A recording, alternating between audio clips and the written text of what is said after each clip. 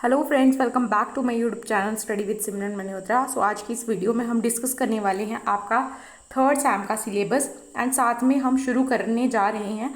यहाँ पे हम पूरा जो थर्ड सैम के जितने भी टॉपिक्स हैं वो हम कवर करेंगे। जैसे मैंने आपको फर्स्ट सैम का सिलेबस कवर कराया था वैसे ही हम आज की इस वीडियो में थर्ड सैम का सारा सिलेबस वाइंड अप करेंगे।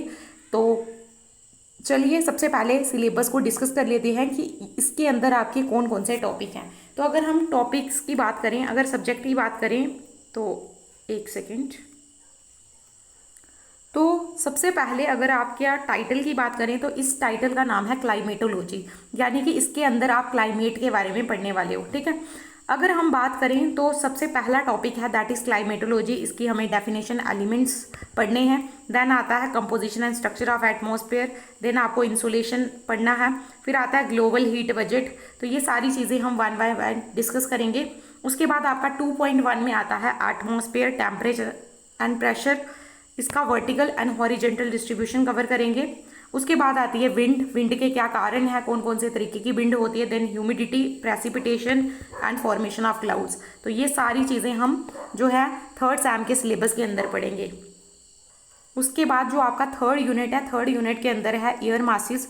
एयर मासेस में हमें पढ़ना है कि एयर मास क्या होता है, उसकी क्या कैरेक्टरिस्टिक्स हैं, क्या क्लासिफिकेशन है। देन हम पढ़ेंगे फॉर फ्रेंड्स का मीनिंग क्या है, types, classification. Then very very important tropical cyclones कौन से होते हैं, टेम्परेट साइक्लोन कौन से होते हैं, क्यों आते हैं, कहाँ कहाँ पे डिस्ट्रीब्यूट हैं। ठीक है, टेम्परेट साइक्लोन्स कौन से एरियाज में आते हैं, ट्रॉपिकल साइक्लोन्स कौन से एरिया में आते हैं। उसके बाद जो लास्ट एंड थोड़ा सा मुझे लगता है कि थोड़ा सा ये डिफिकल्ट चैप्टर भी है, क्योंकि यहाँ पे हम क्लाइमेट के क्लासिफिकेशन पढ़ेंगे डिफरेंट।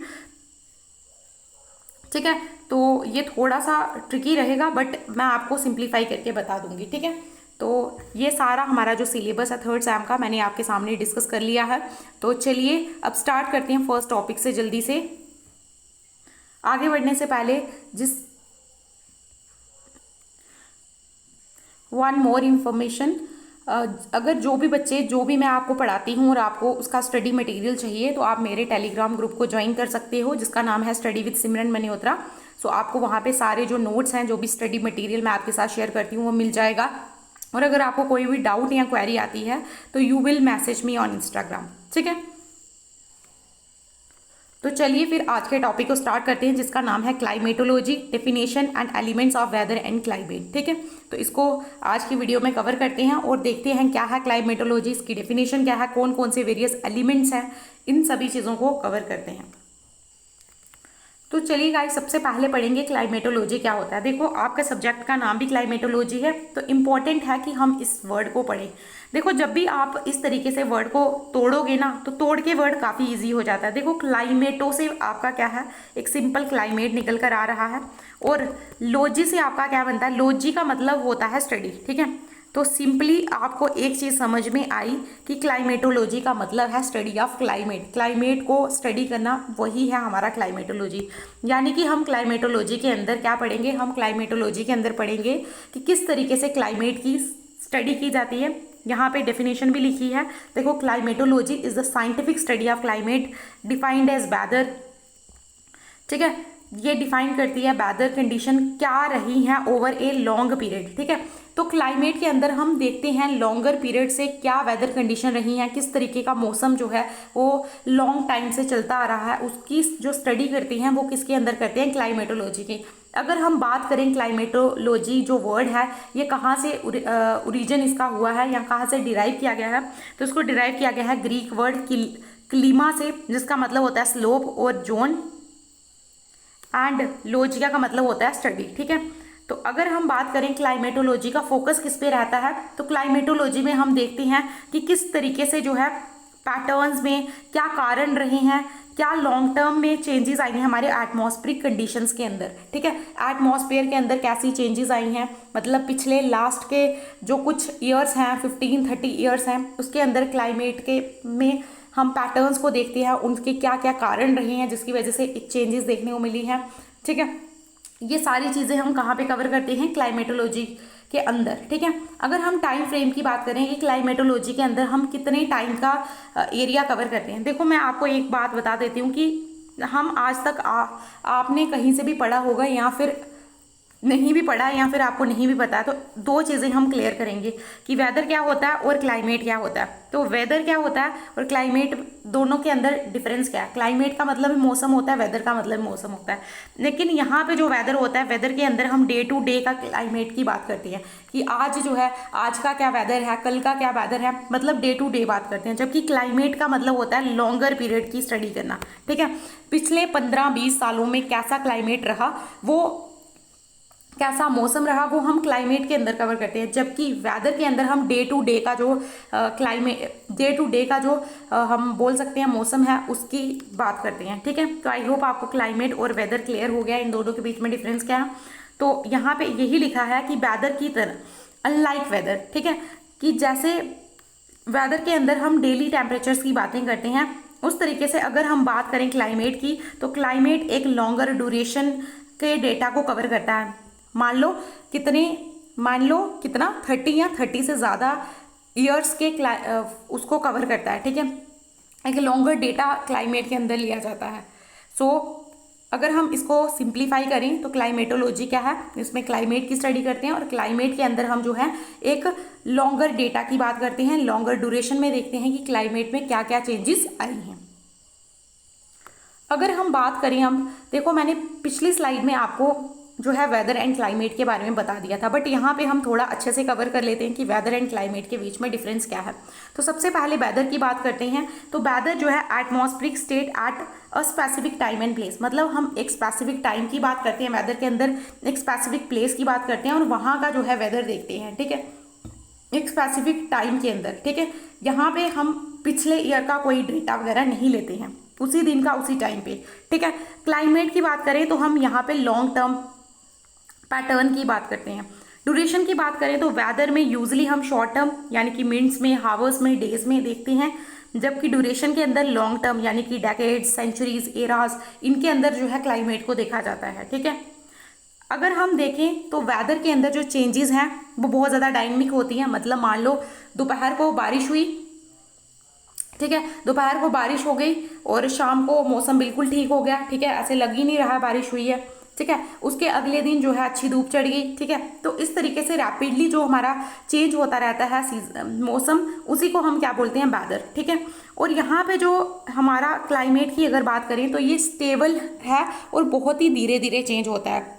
मान लो पहले जो हमारी सर्दियाँ होती थी ना, हम बोलते थे कि सर्दियाँ जो है ना वो मैक्सिमम हमारी स्टार्ट हो जाती थी नवंबर से, जनवरी, फरवरी, दिसंबर, इस तरीके से थोड़ी ज़्यादा चलती थी, ठीक है, नवंबर से स्टार्ट हो जाती है। लेकिन आज के टाइम पे आप देख रहे हो दिसंबर जनवरी में होती है एंड फरवरी 15 के बाद जो है सब कुछ नॉर्मल हो जाता है। तो यहाँ पे आप एक चीज़ नोट कर पा रहे हो कि यहाँ पे हमारा जो क्लाइमेट है वो धीरे धीरे चेंज हो रहा है, ठीक है। उसके बाद अगर हम एग्जाम्पल की बात करें तो जैसे आज दोपहर को बारिश होगी, ठीक है, तो इस तरीके से वेदर के अंदर देखा जाता है कि डे का, मिनट्स का, आवर्स का, ठीक है। अगर हम बात करें इसके एग्जाम्पल की, the Sahara is a hot desert. अब देखो सहारा क्या है, सहारा एक हॉट डेजर्ट है और ये इसका किसका एग्जाम्पल है, क्लाइमेट का, कि कब से जो सहारा डेजर्ट है वो जो है एक हॉट डेजर्ट रहा है, ठीक है। तो ये पिछले जो है 15, 20, 30 सालों में हमने क्या किया है, डेटा को एनालाइज किया है, देन हमने बताया कि सहारा क्या है, एक हॉट डेजर्ट है। नेक्स्ट हम बात करते हैं कि कौन कौन से ऐसे एलिमेंट्स हैं वेदर और क्लाइमेट के। तो हम देखते हैं यहाँ पे हमारे टोटल 7 एलिमेंट्स हैं, जिसके अंदर temperature, atmospheric pressure, wind, humidity, precipitation, cloudiness, visibility, ये सारे जो फैक्टर्स हैं ये इसके अंदर हमें देखने को मिलते हैं, ठीक है। तो वन बाय वन हम ये सारे जो एलिमेंट्स हैं उनको डिस्कस करते हैं। तो सबसे फर्स्ट हम डिस्कस करते हैं कि टेम्परेचर, ठीक है। सो टेम्परेचर के अंदर हम क्या करते हैं, मेजर करते हैं hotness and coldness of the atmosphere, ठीक है। इसके अंदर टेम्परेचर के अंदर जो है हम देखते हैं कि जो हमारा एटमॉस्फेयर है कितना गर्म है, कितना कोल्ड है, उसको मेज़र करते हैं। और ये किसके ऊपर डिपेंड करता है, आपको पता है यहाँ पे सूरज की किरणें ज़्यादा पड़ेंगी, यानी कि सोलर रेडिएशन ज़्यादा पड़ेगा, वो ज़्यादा जो है हीट जनरेट करेगा, उससे जो है ज़्यादा हॉटनेस देखने को मिलेगी। तो यानी कि जो टेम्परेचर है वो हमें क्या बताता है, टेम्परेचर जो है हमें बताता है कि वो एरिया कितना हॉट है या कोल्ड है, ठीक है। और टेम्परेचर को हम कैसे मेज़र करते हैं, तो एक इंस्ट्रूमेंट है जिसका नाम है थर्मोमीटर। देन आ जाते हैं next atmospheric pressure. Atmospheric pressure में हम देखते हैं कि किस तरीके से अर्थ के सरफेस से एयर पे प्रेशर पड़ रहा है, ठीक है, क्या किस तरीके के प्रेशर डिफरेंसेस हैं जो कि रिस्पॉन्सिबल हैं विंड को जनरेट करने के लिए, ठीक है। आपको पता है जो विंड है हमारी वो हमेशा high pressure to low pressure blow करती है, जहाँ पे हाई प्रेशर होगा वो लो प्रेशर विंड जाती है। तो अगर जब हाई प्रेशर और लो प्रेशर क्रिएट होता है तभी विंड चलती है इस तरीके से, ठीक है। तो ये भी हमारा किसके ऊपर डिपेंड करता है, हमारे एटमॉस्फेरिक प्रेशर में। और एटमॉस्फेरिक प्रेशर को हम कैसे देखते हैं, कैसे जो है मेजर करते हैं, तो उसको मेजर करने का इंस्ट्रूमेंट है बैरोमीटर। नेक्स्ट आता है विंड, मतलब जो मूवमेंट होता है हवा का हाई प्रेशर एरिया से लो प्रेशर एरियाज, मैंने पीछे भी आपको समझा दिया, ठीक है। तो मतलब विंड का जो मूवमेंट होता है उसकी जो स्पीड होती है, ठीक है। और हम विंड को किससे मेजर करते हैं, एनेमोमीटर से। एंड डायरेक्शन, विंड किस डायरेक्शन में चल रही है उसको मेजर किया जाता है विंड वेन से। देन हमारा फोर्थ एलिमेंट आता है दैट इज ह्यूमिडिटी, मतलब जो हवा प्रेजेंट है हमारे एटमॉस्फेयर में उसमें कितना अमाउंट का वाटर वेपर है, ठीक है।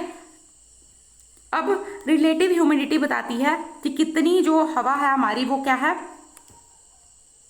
ये बताती है कि कितनी जो ड्राई है हवा, कितनी हवा सूखी है। अगर हवा सूखी होगी, हवा के अंदर जो है मॉइस्चर नहीं होगा, तो इससे आपका जो क्लाउड फॉर्मेशन है उस पर असर पड़ेगा ना, इम्पैक्ट करेगा, ठीक है। तो ह्यूमिडिटी हमें जो है बताती है कि किस तरीके से जो है वाटर वेपर हमारे इसके अंदर प्रेजेंट है एटमॉस्फेयर के अंदर। उसके बाद अगर हम इंस्ट्रूमेंट की बात करें तो इंस्ट्रूमेंट जिससे हम ह्यूमिडिटी को मेजर करते हैं कि हमारी हवा के अंदर कितनी ह्यूमिडिटी है, that instrument is known as hygrometer, ठीक है।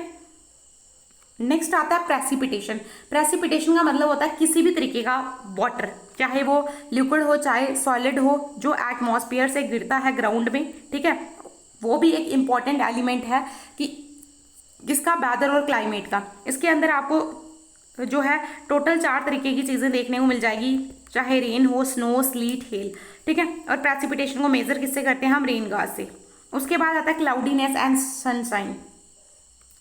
तो अगर हम क्लाउडीनेस एंड सनशाइन की बात करें, देखो आपने क्लाउड्स तो देखे ही हुए हैं, ठीक है। सो क्लाउड्स क्या होते हैं, विजिबल मास होता है फ्रोजन वाटर ड्रॉपलेट्स का या आइस क्रिस्टल का। आपको पता है हवा में क्लाउड्स जो हैं वो हमें देखने को मिलते हैं। आपको पता है हमारा जो वाटर है, ठीक है, वाटर इस तरीके से इवेपोरेट होकर ऊपर क्या बनाता है, क्लाउड्स बनाता है, ठीक है। और क्लाउड्स के अंदर क्या है, क्लाउड्स के अंदर हमारा क्या है, फ्रोजन वाटर ड्रॉपलेट्स हैं, ठीक है।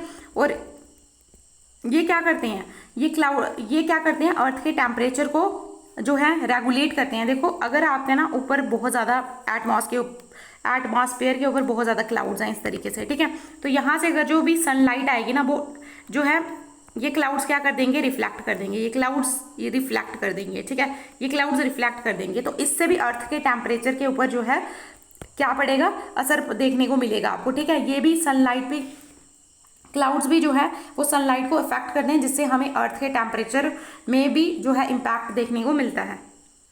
उसके बाद अगर बात करें इंपॉर्टेंस की, तो इंपॉर्टेंस ऑफ क्लाइमेटोलॉजी में क्या है कि ये एग्रीकल्चर के लिए बहुत ज़्यादा, अगर हमें पता है, ये फार्मर्स की हेल्प करता है बेसिकली क्लाइमेटोलॉजी, कि कौन से एरिया में हम कौन सी क्रॉप ग्रो कर सकते हैं। जैसे राजस्थान एक हॉट डेजर्ट है, राजस्थान के अंदर जो थार डेजर्ट है बेसिकली, ठीक है, वो एक हॉट डेजर्ट है और वहाँ पर हम डिसाइड कर सकते हैं कि कौन सी क्रॉप लगा सकते हैं, कौन सी जो है क्रॉप्स यहाँ पे सूटेबल रहेंगी, क्योंकि वहाँ पे बारिश कम है तो हम ऐसी क्रॉप्स लगाएंगे जिनको बारिश कम चाहिए होती है, ठीक है।